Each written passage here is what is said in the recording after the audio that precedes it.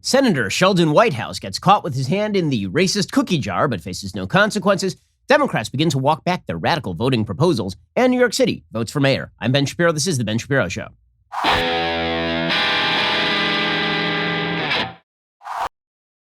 The Ben Shapiro Show is sponsored by ExpressVPN. Why haven't you gotten a VPN yet? Visit expressvpn.com/Ben. Speaking of which, the last thing you want is somebody peeking over your shoulder when you are on the internet, particularly not the big tech companies, many of whom are going to take all of your data and then repackage it and then sell it to people you don't even know. We all take little risks every day when we go online, whether we think about it or not. We think our connection probably won't be interrupted by hackers or our data probably won't be used against us, but using the internet without ExpressVPN, it's like driving without car insurance. Why would you take that risk when you don't have to? Every time you connect to an unencrypted network, cafe, hotel, airport, any hacker on the same network can gain access to your personal data, whether it's your passwords, financial details, etc. It doesn't take much technical knowledge to hack somebody, just some cheap hardware, and your data is valuable. Hackers can make up to $1,000 per person selling personal information on the dark web. ExpressVPN acts as online insurance. It creates a secure encrypted tunnel between your device and the internet so hackers can't steal your personal data. It'd take a hacker with a supercomputer over 1 billion years to get past ExpressVPN's encryption. That's how good they are. And it's super easy to use. You can install with one click, and then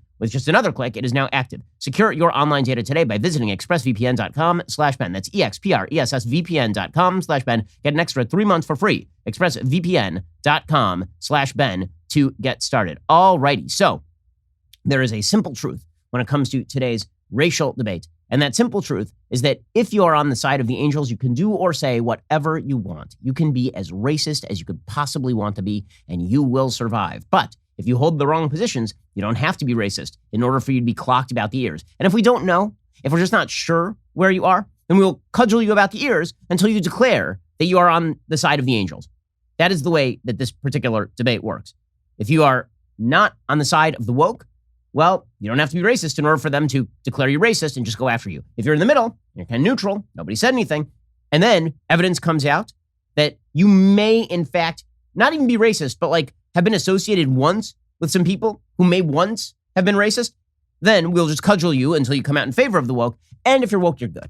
If you're woke, you're totally good. And this is all within the logic of wokeness, of critical race theory and identity politics. It is all within that logic. Because that logic suggests that individual racism is not the problem. Systemic racism is the problem. Systemic racism is simply defined as any system of power anywhere that results in inequality of outcome, as we've discussed at length on the show. Well, what that means, according to the proponents of wokeism and identity politics, is that if you wish to tear down those systems, if you're complicit in tearing down the systems, if you do what we want, then we will ignore your personal racism.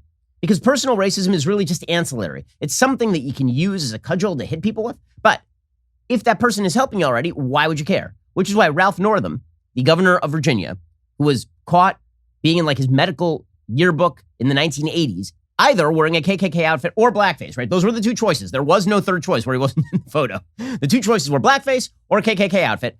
That guy, who Democrats at the time said, you know what, maybe we should get rid of him. Maybe he should go. You know, it's kind of bad, right? And then he didn't go anywhere. Now you have Joe Biden basically campaigning with the guy. And you have Democrats like Terry McAuliffe talking up Ralph Northam. Because if you, the rule typically in Democratic circles is not you either die a hero or you live long enough to become a villain. It's either you die a villain or you stick around long enough to become a hero. Whether we're talking about Katie Hill or whether we're talking about Al Franken or whether we're talking about Ralph Northam. If you are a Democrat and you are useless to them at a particular time and you're ousted or you're yelled at, and then later you become useful, we will rehabilitate you. Okay, so the person who articulates this, I think, quite beautifully is, of course, Nikole Hannah-Jones. So Nikole Hannah-Jones, who is the de facto editor of the New York Times, a professional liar, a Pulitzer Prize-winning liar, actually, considering the 1619 Project is a false recapitulation of the nation's history from a racist perspective. Here's Nikole Hannah-Jones explaining that when it comes to critical race theory, when it comes to the teaching of history, when it comes to all this stuff, individual racism no longer matters. The only thing that matters is where you stand with regard to the structures of power. Which, of course, Nikole Hannah-Jones, it's amazing. The structures of power never include the places where the left is in control. So they will say, oh, the structures of power, they're really bad. The hierarchies in America, they're just terrible. But everything's great at the New York Times, except for, every so often they have to fire, like a James Bennett or a Barry Weiss or something. But if you're Nikole Hannah-Jones, we never talk about the amount of power you wield in society. We never talk about the amount of power wielded by the woke in society. We're talking about the other structures of power. Here's Nicole Hannah-Jones. Both my work and critical race theory are about structures. They're not about individuals. And they're actually trying to move us away from thinking that individuals alone are responsible. A few bad apples are responsible for inequality and are responsible for discrimination, and trying to show that there's actually much larger structures at play here. And that's really what they're trying to do. They don't want an examination of the systems of power. They don't want an examination of the larger structures that we started to see coming out of the global protest movements last year. They want to pretend that the inequality we see is just a matter of a few bad actors. And so they're trying to suppress these truths. Okay, so this works a couple of ways. One, it is untrue that the systems of power in the United States are geared toward harming black people. That is simply not true in the United States. It was true in 1960. It is certainly not true in 2021. In fact, if you're going to look at the systems of power in the United States, they're tremendously geared towards specific affirmative action programs that largely benefit black people, at the expense, in many cases, of Asian people. If you look at all of the affirmative action programs that are used at university levels, they are not directed toward helping all people of color. They're aimed at helping people of particular colors. Okay, so we can talk about the structures of power, but it works both ways. Individual racism will be overlooked if it helps to destroy the structures of supposed power. Perfect example. Case in point today, Sheldon Whitehouse. Okay, so Sheldon Whitehouse is a really terrible senator from Delaware. And according to the New York Post, Senator Sheldon Whitehouse is facing new scrutiny over his decades-long membership in an allegedly all-white private beach club, as he bills himself as a progressive and prominent critic of systemic racism, dismissing membership based on race as a long tradition in Rhode Island. The controversy began when Whitehouse was confronted Friday by a Go Local Providence reporter who published the video along with an article on Saturday detailing what occurred after asking about the senator's membership at the Newport-based Bailey's Beach Club, part of the Spouting Rock Beach Association. The progressive politician answered this way.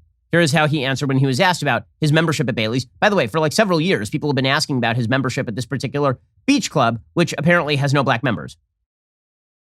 Are there any minority members of the club now? I think the people who are running the place are still working on that. I'm sorry it hasn't happened yet. Do you have concerns in 2021? I mean, obviously it's been 4 years. You had remarks on the floor following the deaths of Breonna Taylor and George Floyd saying, hoping to root out systemic racism in the country. Your thoughts on an elite, all-white, wealthy club, again, in this day and age? Should these clubs continue to exist? It's a long tradition in Rhode Island, and there are many of them. I think we just need to work our way through the issues. Okay, now, here's the amazing thing. My understanding is that it is illegal to have all-white clubs in the United States. Right? The Civil Rights Act of 1964 bars discrimination in public and private. Any sort of public accommodation is barred from single-race membership. So I am unaware whether this beach club, I've not seen any reports on this. I don't think, from my understanding, that this beach club overtly has a rule that says no black members. In fact, I think in the past they have had black members. So the normal answer that Sheldon Whitehouse would provide here is we have membership criteria. We evaluate the membership criteria based on merit. And sometimes there are people who are black and sometimes there are people who are not black. But the problem is because Sheldon Whitehouse has fallen into the woke trap of believing that equal outcome is the guarantor of equity, of fairness, because he believes that, he now has to answer for the fact that there are no black members of this particular club, and there haven't been for quite a while. In fact, when he was first elected in 2006, he disavowed his membership and pledged to quit the club. Currently, his wife, Sandra, is one of the 3 largest shareholders in the club. Reached for comment by the Washington Post, White House senior spokesperson Megan McCabe said the country club was not all white, but declined to provide further information or proof. McCabe said the club has no such restrictive policy. The club has had and has members of color. The senator has dedicated his entire career to promoting equity and protecting civil rights, as his record shows. Efforts to reach management at Bailey's by phone were unsuccessful. The individual who answered refused to transfer the call and said the club was declining to comment. Go Local had pressed Whitehouse, according to the New York Post, and his office over his membership multiple times in 2017, noting that more than a decade had passed since his unkept campaign promise was made. After the lawmaker repeatedly declined requests for comment, that's when you saw that particular video. Okay, and the left-wing senator told the outlet, I think it would be nice if they changed a little bit, but it's not my position. And asked if he intended to pressure the club to do better on diversity, Whitehouse said, I will take that up privately before declining to comment on the matter further. Okay, so let's say that this were a Republican for just a second. Do you think that this answer would prove sufficient to the media?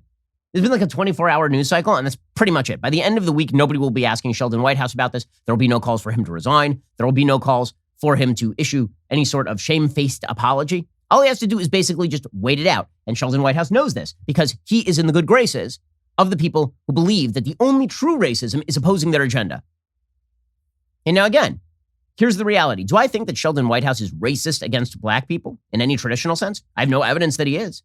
Do I even think that this club is racist against black people? I have no evidence that it is. Again, it does not have a specific policy that bars black people as far as I'm aware, because that would be federally and state illegal. Okay, but Sheldon Whitehouse can't give that answer. Because again, Sheldon Whitehouse's entire perspective is rooted in the idea that if there is any group that does not include a proper percentage of people by the general population statistics, then it must inevitably be inequitable. And here's the thing. So long as he holds that position in public, he doesn't actually have to hold that position in private. This is the beautiful thing about being properly woke. You can say the right things publicly, and if privately you live by the same rules as everybody else, namely, you belong to a beach club and the beach club has membership requirements, and sometimes there are black people who meet that, and sometimes there are black people who don't meet that. Same thing with universities. You send your kid to a private school, and that private school does not admit people based solely on the basis of race. And maybe the racial constituency of that private school is not adjudicated on the basis of ethnicity. It's instead adjudicated on the basis of entrance exams, or on the basis of past academic experience, or on the basis of community membership. Right? You can do all of those things so long as you are properly woke. This is the beauty of the systemic racism argument. You never, ever have to be held accountable for living your politics personally. Right? When it comes to the right, the personal is political. Right? So if you're somebody on the right and you send your kid to a private school, then we rip you up and down. But if you're on the left and you're against school vouchers, you can send your kid to a private school and no one's going to say boo. If you're on the left and you say all the proper words about equity, you can belong to an all-white beach club and nobody is going to say boo beyond about 15 hours of controversy, and then we'll all just move on because we all know the real thing that's important here, and that is fighting the systems of power. Fighting the systems of power. But only the systems of power the left says you should fight. Alrighty, in just a second, we're going to see that this sort of push from the left is having some rather deleterious consequences on their own perspective when it comes to winning elections. We'll get to that in just 1 second. First, when you are running a business, HR issues can absolutely kill you. Wrongful termination suits, minimum wage requirements, labor regulations, and HR manager salaries aren't cheap. They're an average of $70,000 a year. Bambee is spelled B-A-M-B-E-E. It was created specifically for small business. You can get a dedicated HR manager, craft HR policy, maintain your compliance, all for just $99 a month. With Bambee, you can change HR from your biggest liability to your biggest strength. Your dedicated HR manager is available by phone, email, or real-time chat. From onboarding to terminations, they customize your policies to fit your business and help you manage your employees day-to-day, all for just $99 a month. They're month-to-month. There are no hidden fees. You can cancel anytime. You didn't start your business because you wanted to spend time on HR compliance. Let Bambee help. Get your free HR audit today. When you start a business, very few people think about HR. And then later, it very often comes back to bite them directly on the tuchus. Instead, why not get everything in order right now by heading on over to Bambee.com/Shapiro. Again, that's Bambee.com/Shapiro. Schedule your free HR audit today. That is Bambee.com/Shapiro. BAMBEE.com/Shapiro today. Alrighty. So meanwhile, Democrats, once again, are realizing that their agenda is not what the American people want. See, the thing is that Joe Biden was elected on the basis that he would be not Donald Trump, right? That he would basically restore a sense of calmness and solidity and absolute placidity to American politics. That American politics would return to a new normal where the professionals were in charge and we wouldn't have these sort of radical shifts in the winds each and every day, no tweeting from the toilet and all of that. So Joe Biden has kept the face of placidity and stolidity because he's not alive. But the actual policy being pursued by the Democrats is anything but placid. See, this was the great weirdness of the Trump administration. Every day was a new news cycle about whatever the man decided to tweet. But the actual stuff that the administration was doing was fairly traditional. Lowering taxes, strengthening the military, allowing for people to practice their religion in free ways, right? Like these were fairly traditional American things under the last administration. The major policy shifts over the last 20 years have all been Democrat policy shifts. It's been Barack Obama attempting to revise the entire nature of the bargain between the individual citizen and the government by forcing you to buy health insurance or fining you. Right? It was Joe Biden who is now attempting to suggest basically universal basic income in another guise and make millions of people more dependent on the government. I mean, it is Democrats who've been making all these radical policy changes. It is not Republicans who've been making radical policy changes. Okay, so Joe Biden's not being alive has helped shield Democrats from the impact of this, but not completely. Because it turns out that every so often, Americans get a glimpse behind the veil of Joe Biden's unaliveness. and they suddenly see what Democrats are pushing and they don't like it very much. A perfect case in point is Democrats walking back their opposition on voter ID. And you can tell how bad this is for Democrats by the way the Washington Post phrases this. So Aaron Blake is the senior reporter at the Washington Post covering this. You ready? Stacey Abrams and the Democrats, evolution on voter ID. Oh, it's an evolution, is it? It's not a complete reversal. It's not that they all said that voter ID was a grave injustice, barring black people from the polls.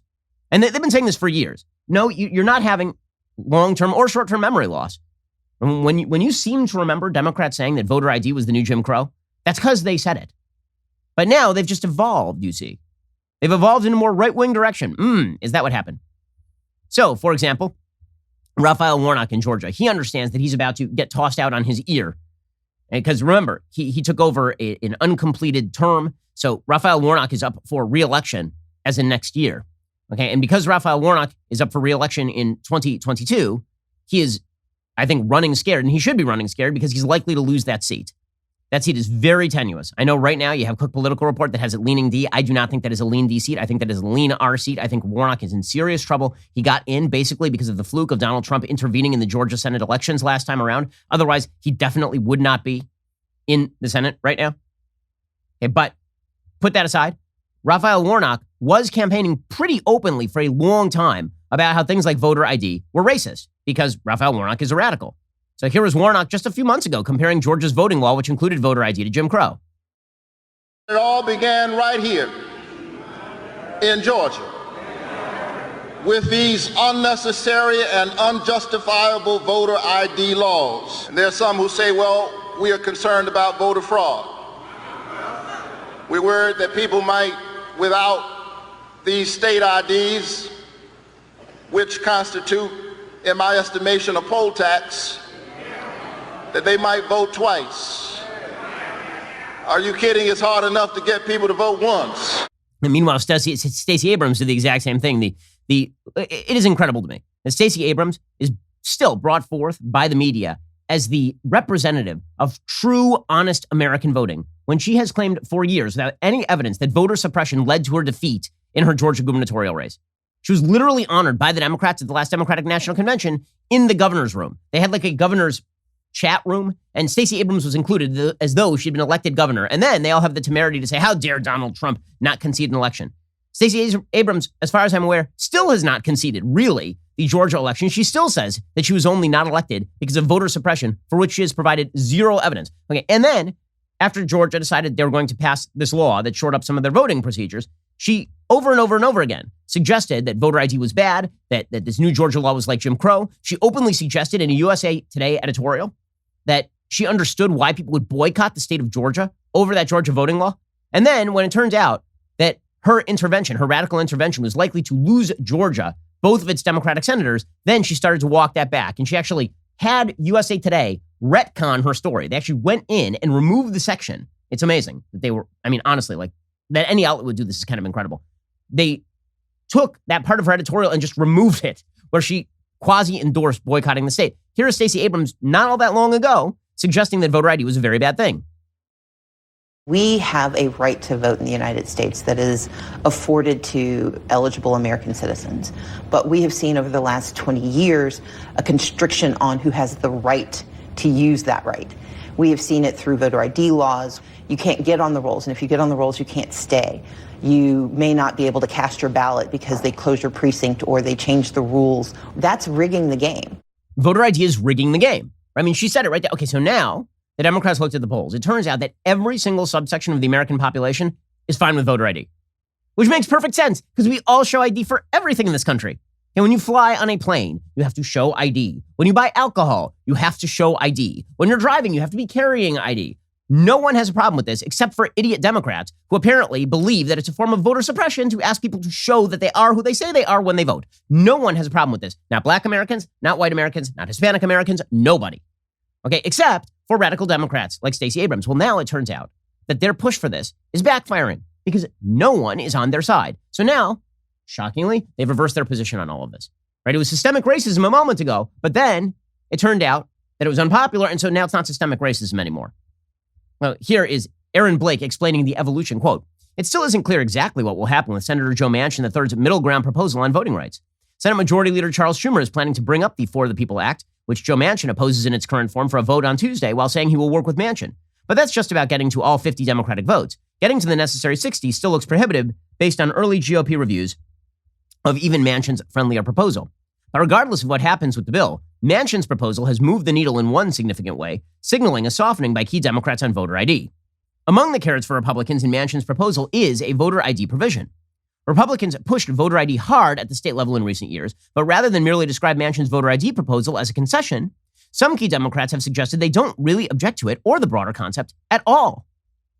Former Georgia gubernatorial candidate Stacey Abrams was asked last week on CNN whether she could accept this compromise, what Joe Manchin laid out, even if voter ID was part of it.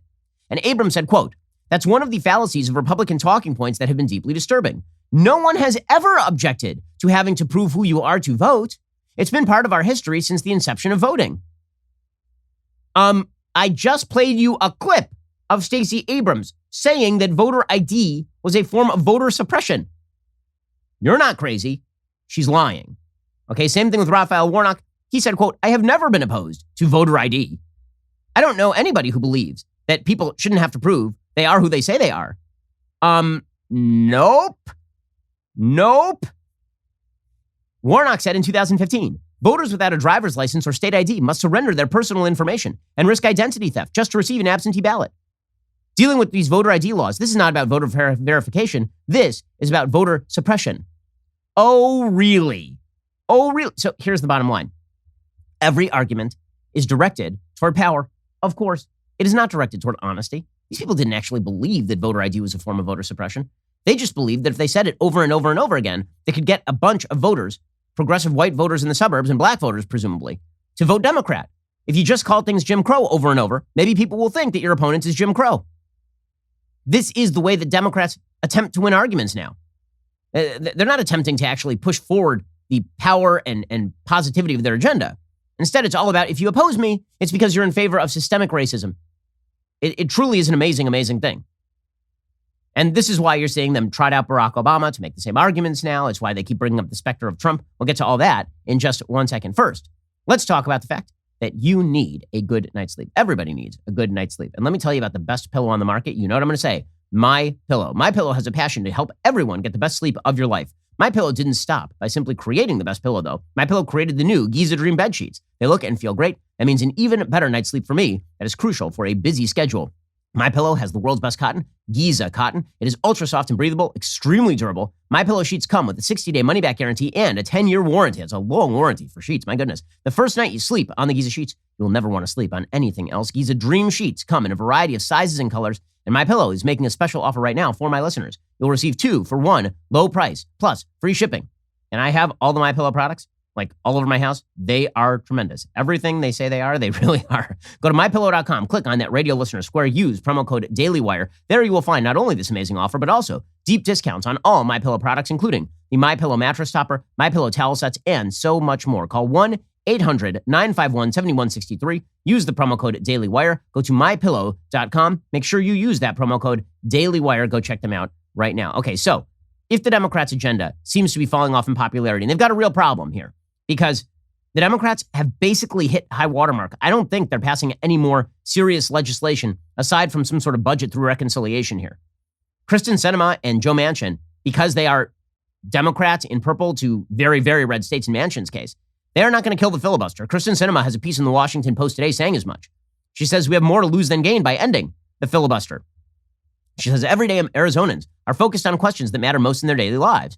Is my job secure? Can I expand my business? Can we afford college? What about healthcare? When can I retire? Is my community safe? Meanwhile, much of Washington's focus is on a Senate rule requiring 60 votes to advance most legislation. Arizonans expect me to do what I promised when I ran for the House and Senate, to be independent, like Arizona, and to work with anyone to achieve lasting results. Lasting results, rather than temporary victories, just destined to be reversed, undermining the certainty that America's families and employers depend on. The best way to achieve durable, lasting results is bipartisan cooperation. I understand bipartisanship, says Kristen Sinema, seems outdated to many pundits, but the difficult work of collaboration is what we expect in Arizona, and I still believe it is the best way to identify realistic solutions instead of escalating all-or-nothing political battles that result in no action or in whipsawing federal policy reversals. I mean, by the way, the fact that it is now considered controversial to hold the position that the filibuster should remain is pretty incredible. I see a lot of Democrats are like, well, if Mitch McConnell were in charge, he'd get rid. Democrats say this kind of stupid crap without realizing Mitch McConnell was in charge with a Republican House, with a Republican president, and didn't kill the filibuster. It is only Democratic leadership now that is pretty openly calling for killing the filibuster. But the reality is this agenda is going nowhere. So that means that Democrats are sort of left with nothing to campaign on. Remember, they control all branches of government at this point. And the only thing that they've done is pass a giant spending bill. That's it. And propose radical shifts in the nature of American voting, which is not going to get passed. So instead, what they're going to do is they're going to just keep up the banter, right? They're just going to keep up the push that if you oppose their agenda, it's because you're a racist. So here's Barack Obama pushing H.R. 1, which is an absurd piece of legislation, and of course trying to link it to Trump. They need Trump so bad. I mean, they cannot see straight how bad they need Trump. Every host on CNN leads their show every night with Trump. Trump has been out of office since January, last I checked. It is now June. He's been out of office a full 6 months. And yet the Democrats can't let go of the thing. They can't let go of it. And the reason that they can't let go of it is because Trump was the font head of all evil. And because Trump was so likely to jump into these pitched kind of political battles with them, they loved being able to push up against Trump. You think Joe Biden wins 80 million votes if he's running against anybody but Trump? Of course not. Right? Democrats are like teenagers who require a parent to take a hard position so they can yell at their parents.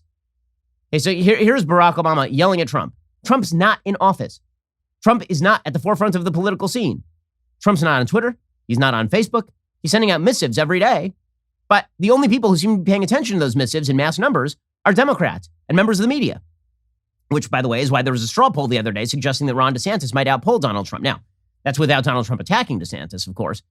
Trump does have the unique superpower of being able to destroy anything in his path. I'm not sure that he's able to build as well as he destroys. But in any case, Democrats require Trump. They require him as a foil in order for them to push past their radical agenda. So here's Barack Obama trying this routine.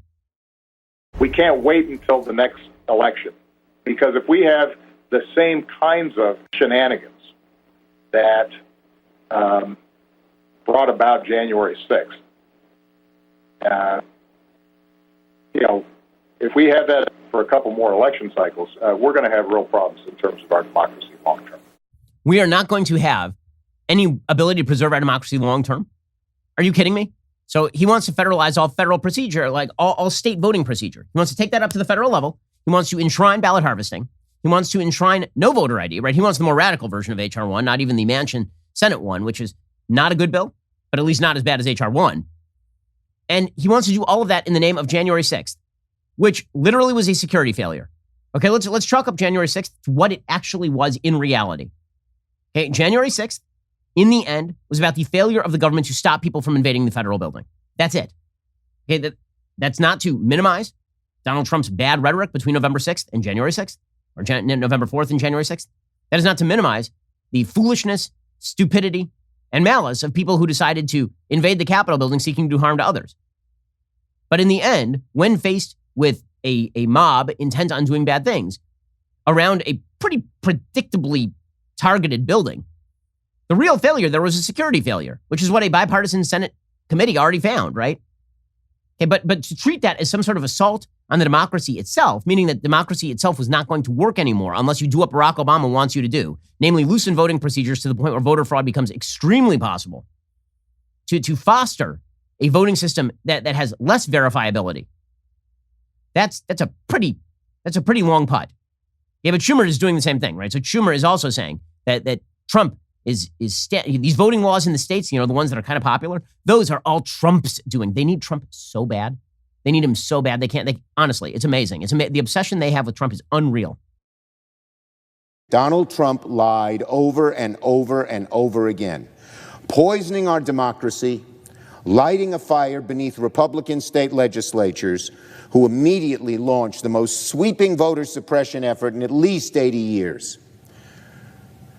Just a note, how despicable a man is Donald Trump? Okay, again, the most voter suppression, 80 years? The most despicable voter suppression in 80, you realize that you go 80 years backwards from here. You're talking about the 1940s, right? So he's talking about comparing these laws about voter ID, which are widely popular, to Jim Crow again. And it's all because Trump's a Jim Crow figure. Okay, the Democrats don't have much, but they need Trump to kick around. they are just going to get clobbered in 2022, and they deserve to get clobbered in 2022 if they continue to push this partisan agenda and then to defend their own worst players like the Sheldon Whitehouses of the world. All right, in just a second, we're going to get to the big social issues of the day, including the first openly gay active NFL player.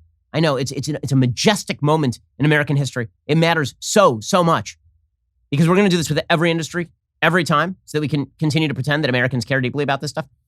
We'll get to that in just 1 second. First, let us talk about the fact that now would be an excellent time for us to get involved to stop the left-wing indoctrination of our children. You may have noticed that Sesame Street decided that they are now going to bring out a gay couple to introduce to 3- and 4-year-old children. It's really, really important that your kids learn about the variety of sexual orientation at the age of 3 and 4, according to Sesame Street.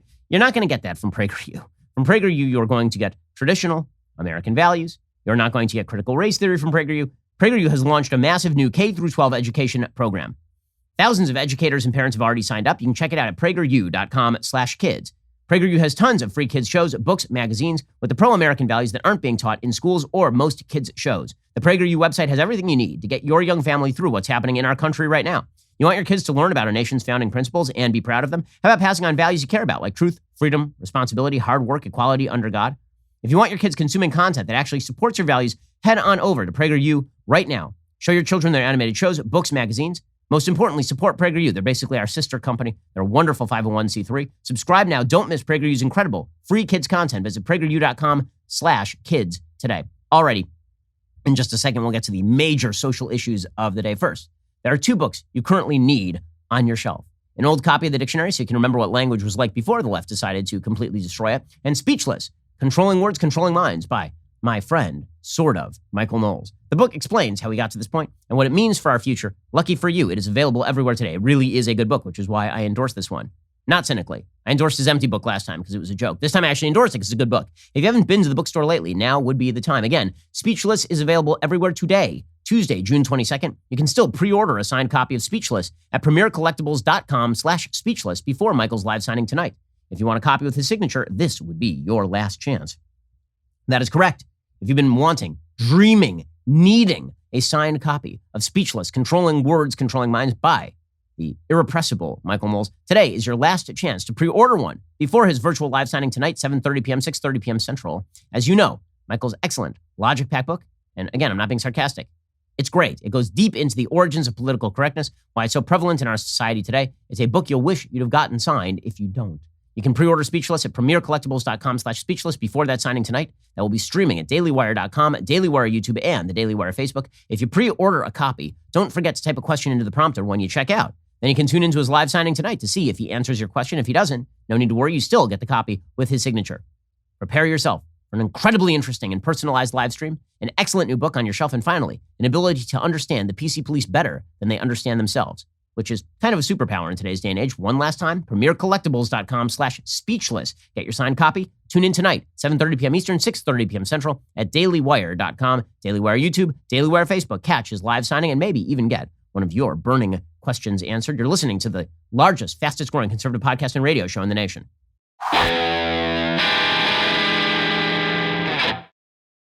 All right. Meanwhile, we have massive social issues shaking America and an administration committed to demonstrating to the world what is best about America, which is, of course, why Tony Blinken, the Secretary of State, has said that the Pride Progress flag, which, again, is the ugliest flag, I mean, just on an aesthetic level, okay, forget about what it represents, just on an aesthetic level, it looks like, as I've said before, a kaleidoscopic whirlpool of stained glass crap. It is just ridiculous. It is the original rainbow flag.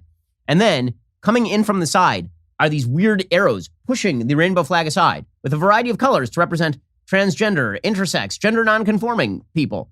And eventually, it'll just be a giant collage of every single human in the United States because, of course, every single person has their own sexual orientation as well as their own gender identity. Right? There is no limit. It is the number is literally infinite. So we should each have our own picture on the American flag, I feel like, at a certain point. That's the direction we should go. We're going to fly that above the State Department because nothing unifies America quite like transgender radicalism. So here is Tony Blinken saying we're going to fly that. I assume we're not going to be flying that above the State Department in, say, Yemen. I just call me crazy. I just have a feeling we're not going to be doing that. We'll be flying the progress flag, a symbol that encompasses the diversity and intersectionality of LGBTQI persons and communities around the world at the State Department later this month. We'll fly the flag from June 26th to the 28th. And that's a period that I know, as so many knows, marks a couple of important turning points in our history for LGBTQI rights. Yeah, nothing says unifying America quite like intersectionality and flags that represent each individual orientation on the flag. Just wonderful, wonderful stuff. And by the way, one of the great things about the intersectional movement is just how tolerant and wonderful it is. Like, let me give you an example. So there is something called the Chicago Dyke March. Okay, that's what they call it. It is their name. And a few years ago, there was a big controversy because the Chicago Dyke March banned people from flying any flag that had a Jewish star on it. And so people were like, oh, that seems anti-Semitic. And there's this big controversy, and then they walked it back. Well, now they're really not making any bones about where they are at the Chicago Dyke March. Here is the poster they put out for the Chicago Dyke March, which is to take place June 26th. Okay, it is a woman, I assume, who is wearing a bikini and a thong, standing on top of a burning police car that says Chicago Police, so you know it's a burning police car. And on her butt is written ACAB, which is the radical slogan, all cops are bastards. And in one hand, she's holding a burning American flag. And in the other hand, she's holding a burning Israeli flag. So, intersectionality. Yes, nothing is unifying quite like intersectional LGBTQIA plus politics. It really unifies us all pretty obviously. And by the way, it is not just Chicago. According to Jason Rantz, who, by the way, is a gay man living in Seattle, he reports organizers for a Seattle gay pride event say they are charging white people a reparations fee to attend. Oh, goody. They have the support of Seattle City Council President and mayoral candidate Lorena Gonzalez and the Seattle Human Rights Commission. Taking Black Pride, okay, it's taking back pride, but they put an L in the middle because it's clever. Organizers say all are welcome to attend. However, white allies and accomplices must pay the reparations fee. It will be charged on a sliding scale of $10 to $50 depending on one's ability to pay. The event location is Jimi Hendrix Park, owned by the city of Seattle. This raises questions about the legality of a reparations fee. Organizers promote taking Black Pride as an event to amplify the voices, narratives, and contributions of Black, queer, and trans voices. There will be live musical performances, commentators, art healing spaces, prize giveaways, and a COVID-19 vaccine clinic. According to the event's listing, they say they will focus on centering who we are and what we need to feel empowered, joyful, and heard. So apparently you need a reparations fee to feel empowered.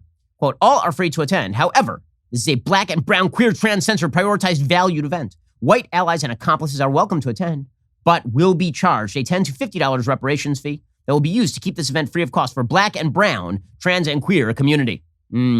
Yes. Okay, meanwhile, the big story, and it's leading like all of the newspapers, and it is leading over at ESPN, and it's leading at Huffington Post and at Drudge Report. The big story of the day is that there is an active gay NFL player. Now, you may be asking yourself, wait a second, wasn't Michael Sam drafted by the St. Louis Rams many years ago? And it was a huge issue at the time because he kissed his boyfriend at the time on national television when he was drafted. And this was considered like a huge deal, groundbreaking moment, because the way that this works in American politics is that anytime a gay person becomes the first of anything in any industry, it's a new groundbreaking moment that doesn't actually accomplish progress, because that's the way intersectionality and identity politics work. Because if we were to say, Michael Sam was already in the NFL, at least he was on the practice squad for the St. Louis Rams before he ended up with, I think it was like the Montreal Alouettes and then fell out of football. Before any of that happened, if you said, well, life for gay people in America is pretty good. Look at the progress we've made. They say, no, that's not progress. And then they would be like, Michael Sam's now in the NFL. Oh, well, that looks like a good sign of progress. Nope, not a sign of progress. In the same way that when it comes to race in the United States, if you're like, you guys keep claiming that America's super duper racist, and it seems kind of like not, since we had a Black president for 2 terms. And when he was elected, it was hailed by the media as a historic moment. It's only a historic moment if it marks something. Okay, if it marks nothing, it's not a historic moment. But according to the left, progress is a treadmill, right? It can never be reached, and you never move forward, really. You're just kind of walking in place. And the statistics kind of run up, but we don't pay attention to those. You're still in the same place. So if you say, yeah, America doesn't seem so racist because, well over 50% of the population elected a rather incompetent president twice, and he was Black, then everybody is like, no, that's not progress. You don't understand progress. So we play this game every so often where, first gay person in the NFL. We're like, oh my God, unbelievable. We're like, wow, first gay jockey. Incredible. Now, first gay impressionist artist who also has one leg. And like, oh my God, what progress you made. No, that's not progress. That's not progress. So it'd be one thing if we hailed these sorts of moves as like, oh, look how far we've come. Isn't that cool? But instead, 5 minutes from now, it'll be like, and yes, the NFL has more to do. The NFL is still a cruel, vicious place.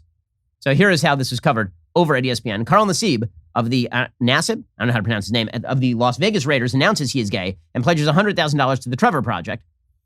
Nassib, 28, made the announcement in an Instagram post. He said, what's up, people? I'm at my house here in Westchester, Pennsylvania. I just want to take a quick moment to say that I'm gay. I've been meaning to do this for a while now, but I finally feel comfortable enough to get it off my chest. I really have the best life. I've got the best family, friends, and job a guy could ask for. I'm a pretty private person, so I hope you guys know I'm really not doing this for attention. I just think representation and visibility are so important. I actually hope that like one day, videos like this and the whole coming out process are not just necessary, but until then, I'm going to do my best and do my part to cultivate a culture that's accepting, that's compassionate. I'm going to start by donating $100,000 to the Trevor Project. Okay. Nice. Sure. Right? I mean, like, okay. Now, has there been any blowback? Has anybody been like, oh my God, that's so terrible? In 2021? No. Not one iota of it. But don't worry, the left will find somebody. Because, again, we have to keep making these stories, even though they really are not stories. I mean, a gay man is the Secretary of Transportation and did really well in the Democratic primaries.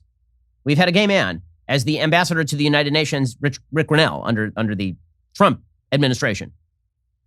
Everybody knows people who are gay. Everybody has business with people. There are gay people working at every business in the United States openly. Like, this is really not a thing, but it's going to be turned into a thing by the media for purposes of suggesting that America is really backwards, which is always so weird because, again, it's the same thing they've done with Juneteenth. Juneteenth is a mark of how far America came in abolishing slavery, and yet it is treated as a sign of how far America did not come in doing anything. Okay, it can't be a historic moment unless you allow it to be a historic moment. It can't be an important moment unless you allow it to be an important moment. So is it important or is it not? You guys are going to have to decide. I'll tell you what is an important moment in sport. Apparently, and it is a glorious moment. It is truly incredible. In Olympics, New Zealand weightlifter, okay, and this weightlifter's name is Laurel Hubbard, will become the first transgender athlete to compete at the Olympics. Now, you got to love the language here, okay, because the reality is that so much of our media is dedicated to obscuring actual stories by just changing the verbiage, by just changing the wording. Now, the actual headline should be, if we all spoke English together, the actual headline would be, biological male to become first biological male to compete at the games in women's weightlifting. Right? Because that's the story. If the story were just a biological female of any sort of identity competing against other women, everybody would be like, okay, that's not a story. The reason it's a story is because this is a dude, okay, and this dude is a biological male. Hubbard will compete in the super heavyweight 87 plus kilogram category. Her selection made possible by an update to qualifying requirements in May. Again, the simple adoption of the pronouns demanded changes the nature of the story. Because if you just read that sentence, you'd be like, I don't understand why this is a story. Right? If you just read the first couple of paragraphs, you would not understand what exactly is going on if you spoke English from like 2 years ago. Right? Weightlifter Laurel Hubbard will become the first transgender athlete to compete at the Olympics after being selected by New Zealand for the women's event at the Tokyo Games, a decision set to reignite a debate over inclusion and fairness in sport. Hubbard will compete in that category, her selection made possible by an update to qualifying requirements in May. Okay, you have to get all the way to the third paragraph before you understand what the hell is going on. The 43-year-old, who will be the oldest lifter at the Games, had competed in men's weightlifting competitions before transitioning in 2013. Okay, let me just put it this way to the women. That is wildly unfair. This is a dude who is a full dude in every respect and continues to be a full dude, just with either some surgeries or some hormone therapy, but was competing in men's weightlifting competitions as of 2013, which means you had the full bone and muscle development of a man all the way, not just through puberty, but through adulthood, and was competing against dudes in the same category. And now we're going to pretend that this is an even playing field and that it makes no difference. Hubbard said, I am grateful and humbled by the kindness and support that has been given to me by so many New Zealanders. The New Zealand Olympics chief, Karen Smith, said it was a historic moment in sport and for the New Zealand team. She is our first Olympian who has transitioned from male to female, except you can't become a female after being a male. That is not physically possible. We do know that there are many questions about fairness of transgender athletes competing in the Olympic Games, but I would like to take this opportunity to remind us all that Laurel has met all of the required criteria. Okay, let's just be fair about this. There are no, honestly, how many other 43-year-old weightlifters are there in the Olympics? I'd love to see a stat. How many 43-year-old competitors are there in actually physically demanding sports in the Olympics? You see a lot of 43-year-old sprinters in the Olympics? seem kind of weird? Maybe the reason is because the biology is different here, gang, but you're not allowed to say that. Hubbard has been eligible to compete at the Olympics since 2015, which the IOC issued guidelines allowing any transgender athlete to compete as a woman, provided their testosterone levels are below 10 nanomoles per liter for at least 12 months before their first competition. So literally a year and a half after this person was competing as a male in male weightlifting competitions, take some estrogen, and now you can compete with the females. Truly incredible. Some scientists have said the guidelines do little to mitigate the biological advantages of those who have gone through puberty as males. Yeah, you think? Advocates for transgender inclusion argue the process of transition decreases that advantage considerably, and that physical differences between athletes means there is never truly a level playing field. There are broad categories of male and female in human biology and all mammalian biology, as it turns out. But, I'm rooting for Hubbard, frankly. I think that I think it's great. I think Hubbard should win, and I think that every male who takes some estrogen should compete in all the female categories, and then we can truly have a more truly diverse and inclusive society. A true meritocracy, if you will. Hubbard's gold medal wins at the 2019 Pacific Games in Samoa, where she topped the podium ahead of Samoa's Commonwealth Games champion Figega Stowers, triggered outrage in the host nation. Samoa's weightlifting boss said Hubbard's selection for Tokyo would be like letting athletes dope, feared it would cost the small Pacific nation a medal. Yes. Belgian weightlifter Anna van Bellingen said last month allowing Hubbard to compete was unfair for women and like a bad joke. That is correct. But just really, really solid stuff there from the International Olympic Committee. Once again, we have created a hell of a society for ourselves. It is truly astonishing to watch as the new meritocracy arises. Okay, meanwhile, today, New York, voting for mayor. So, if you're voting for mayor today, my recommendation, my boy Andrew Yang. I like Andrew Yang. I think that he is the least bad of the available candidates over there. But I will never cease amusement at the fact that every single New York mayoral candidate, with the exception of one, has run directly screaming away from Bill de Blasio and wants more cops. Well done, liberal governance in New York City. Alrighty, we'll be back here later today for an additional hour of content. Be sure to check it out over at dailywire.com. I'm Ben Shapiro. This is The Ben Shapiro Show.